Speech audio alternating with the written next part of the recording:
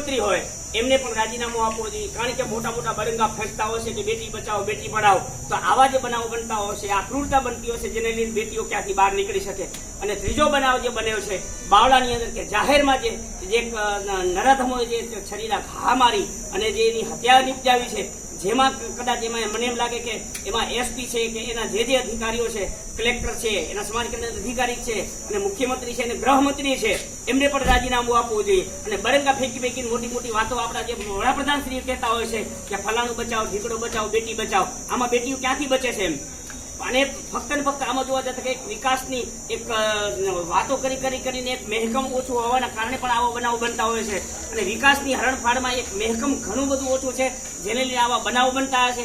આમાં જે બનાવોમાં જે સામેલ હોય એમને સખ્તમાં સખ્ત પગલાં લેવા જોઈએ. અને ખાસમાં સાથે એના ગૃહમંત્રી અને એના જે એસપી છે એના રાજીનામું આપવું જોઈએ, અને મુખ્યમંત્રીશ્રીએ પણ એનું રાજીનામું આપવું જોઈએ.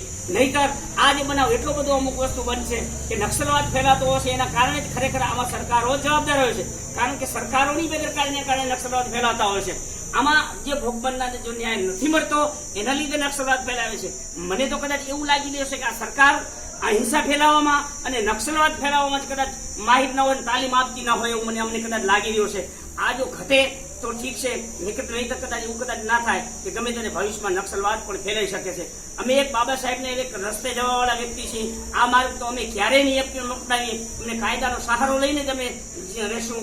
જેને આ વાત થઈ રહી છે કે હજી ફરીથી મારે રિપીટ કરવી પડશે કે બેટી બચાવો અને બેટી પઢાઓ, આ જાહેરમાં જે સુરક્ષાની વાતો કરવાવાળી સરકાર પણ નાકામ રહી છે. તો જેને લઈને ખાસ વિશેષ બીજી વાત કરવાની કે ગૃહમંત્રી અને મુખ્યમંત્રી રાજીનામું આપવું જોઈએ. જય હિન્દ.